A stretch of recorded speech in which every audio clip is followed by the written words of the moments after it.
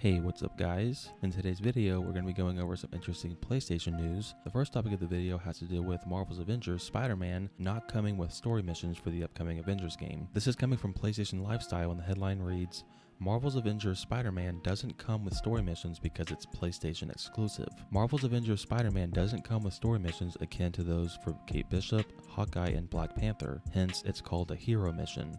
As previously explained, with Great Power, Hero Event will let you experience Spider-Man's story through unlockable challenges woven throughout the Avengers initiative. Now, Crystal Dynamics has explained to IGN why Spider-Man doesn't have story missions. It's exclusive to PlayStation. We want to spend our efforts on content that everyone can enjoy, so we chose to spend a lot of our energy on the Claw Raid that's coming up at the same time. Gameplay director Philip Irian said, "Really, that's a simple decision for us. Spider-Man can play all the content, but then we release a piece of content that's good on all platforms. Really, that was a decision that's been that way since the beginning." Backlash ensued when Spider-Man's PlayStation exclusivity was first announced.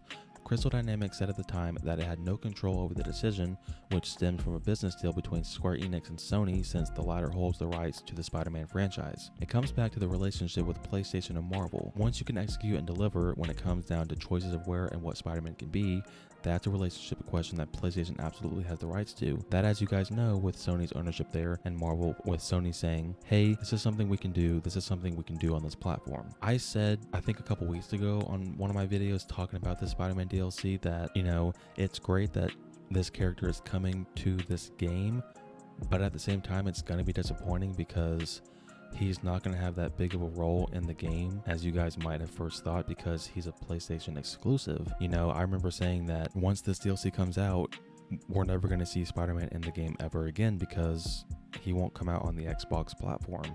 So it doesn't make sense for them to make Spider-Man like a new Avenger and like a key part of the story going forward after he launches in the game, because half of the fan base wouldn't get to experience that story, and I was gonna play this because it comes out in about a week, I think, but apparently this isn't even gonna have a story to it. The only story it's gonna have is like the intro whenever Spider-Man meets the Avengers and like a little cutscene right there, but after that you're gonna have to go in the game and like the audio files and the emails, and that's how the story is gonna be told. I'm guessing you're gonna have to read like emails and stuff like that, and besides that, you're literally just going to be swinging around as Spider-Man. And Square Enix yesterday did show off some gameplay, and it does not look good because Spider-Man, he looks kind of buff to me, which I guess that's from the comics, so I mean whatever. But as far as the gameplay, like him swinging around the area, it looks really bad. And also there's this one move where like you can like run around and you can shoot your webs at the enemies, and the animation for it is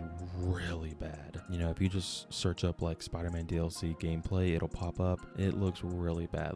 Like, it's actually pretty cringy, but I'm sure there's still a lot of people excited for Spider-Man coming to this game. I was, and I still kind of am, because Spider-Man is my favorite character as far as superheroes go of all time. But I'll probably wait until he actually comes to the game, and then I'll wait and see how other people will react. If they say that he's like, the gameplay is actually pretty good and whatever story there is, if it's actually decent, then I might play it again. But if not, it looks like I won't be picking up and putting the Avengers game on my PS5 until 2022. But what do you guys think? Are you guys still excited for Spider-Man coming to the Avengers game, despite knowing that there's not going to be a story and that the gameplay is pretty bad? Just let me know down below. Moving on to the final topic of the video, we're going to be taking some time discussing a new update for Horizon Forbidden West. This is coming from PlayStation Universe, and it reads, Horizon Forbidden West features attitude system to determine NPC personalities.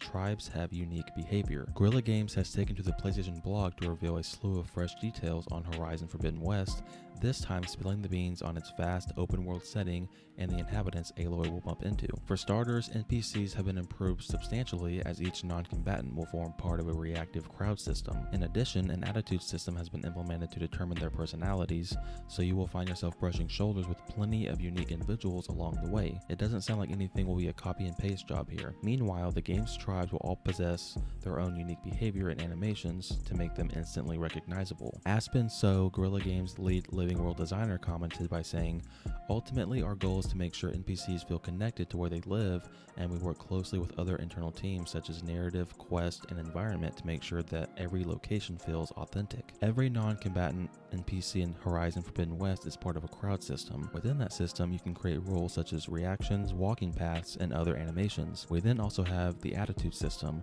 which determines a personality.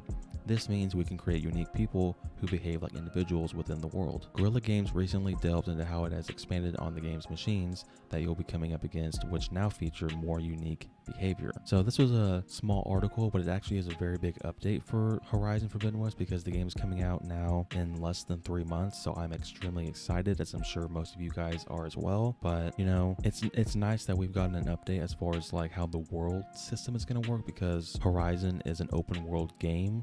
So, and obviously graphically the game looks beautiful, the gameplay looks really smooth, you know, and it seems like the NPCs and the characters that you can't play as, so everyone just roaming around in the world, it's gonna feel more authentic and more realistic. I'm really glad that Naughty Dog did what they did with part 2 as far as how the enemies were and how they reacted, and how they made them so much more realistic, because I feel like they laid a blueprint that other games in the future are going to use, such as Horizon Forbidden West. You know, I've always said that anything that makes the game more realistic as far as how the enemies react, how your character reacts, how the world itself reacts, like if you run into a branch and you like push it away, or if you walk into the sunset, or just looking at the sun and like the character puts its hand in front of his eyes or her eyes, you know, anything that makes it look more realistic and just feel more immersive, I'm totally okay with. So I'm really glad that Horizon is actually like, this is actually going to be like a next gen game. I know it's coming out on PS4, but we've seen the PS4 version and it looks really good.